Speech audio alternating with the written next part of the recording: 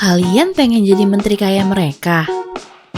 Hai sahabat Beni, Kak Dito Aryo Tejo saat ini tercatat sebagai menteri termuda di Kabinet Indonesia Maju.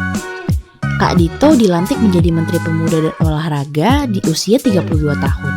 Di saat rata-rata menteri di Kabinet Pak Jokowi berusia 51 sampai 60 tahun. Kok bisa ya?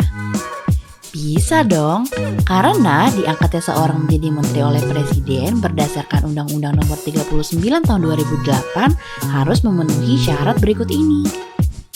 Yang pertama adalah harus berwarga negara Indonesia. Yang kedua, bertakwa kepada Tuhan Yang Maha Esa. Yang ketiga, setia kepada Pancasila, Undang-Undang 1945, dan cita-cita proklamasi.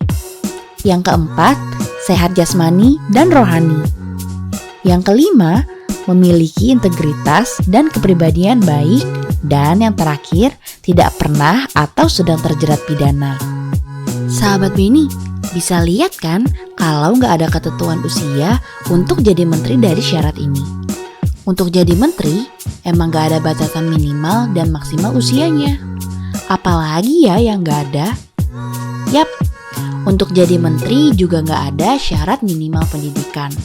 Kalau kamu mau jadi menteri, nggak akan ditanya pendidikan terakhir kamu apa. Yang penting kompetensi dan integritas kamu yang akan jadi bahan penilaian. Pertanyaannya, apakah semua orang bisa jadi menteri ya? Semua orang bisa jadi menteri selama memenuhi syarat. Tapi, pemilihan menteri adalah hak mutlak presiden. Jadi, Presiden berhak penuh menunjuk siapa aja yang jadi anggota kabinetnya. Pasti sih, ketika memilih menteri, Presiden punya banyak kandidat yang dipertimbangkan dengan kapabilitas, pengalaman, dan prestasinya masing-masing. Jadi, Presiden gak nyeleksi semua orang ya. Presiden hanya menyeleksi mereka yang dianggap punya kemampuan kepemimpinan dan expert buat bikin terobosan-terobosan baru di kementeriannya. Proses seleksinya juga dibantu sama KPK, yaitu Komisi Pemberantasan Korupsi, dan PPATK, Pelaporan dan Analisa Transaksi Keuangan. Jadi, gak ujuk-ujuk pilih seseorang lalu jadi menteri ya. Kalau mau jadi menteri, harus jadi anggota partai politik gak sih? Ternyata gak harus sahabat Beni. Kita lihat aja Kabinet Indonesia Maju Presiden Jokowi. Dari 34 menteri, 18 orang memang berasal dari partai politik.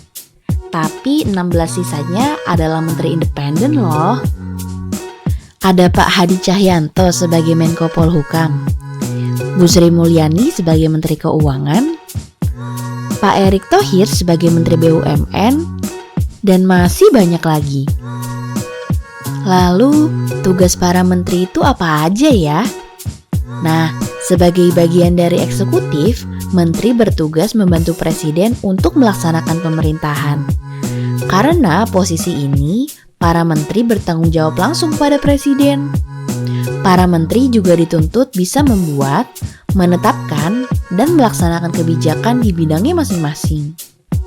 Contohnya adalah Pak Nadiem Makarim yang menjabat sebagai Menteri Pendidikan. Beliau banyak banget loh bikin terobosan-terobosan baru seperti program Merdeka Belajar, program kewirausahaan, digitalisasi pendidikan, dan lain-lain.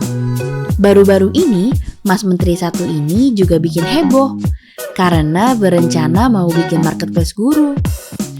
Program Marketplace Guru ini adalah pangkalan data yang isinya data guru layak mengajar yang sudah lolos seleksi PPPK dan PPG yang bisa diakses oleh semua sekolah se-Indonesia. Jadi, proses perekrutan guru yang awalnya secara nasional berubah menjadi pemilihan guru yang bisa dilakukan setiap saat. Walaupun sekarang masih pro kontra, kita pantau aja ya gimana kelanjutan program ini. Gimana? Kira-kira kalau kamu jadi menteri, cocoknya jadi menteri apa nih? Kebetulan sekarang lagi masa perubahan presiden nih, sahabat Beni.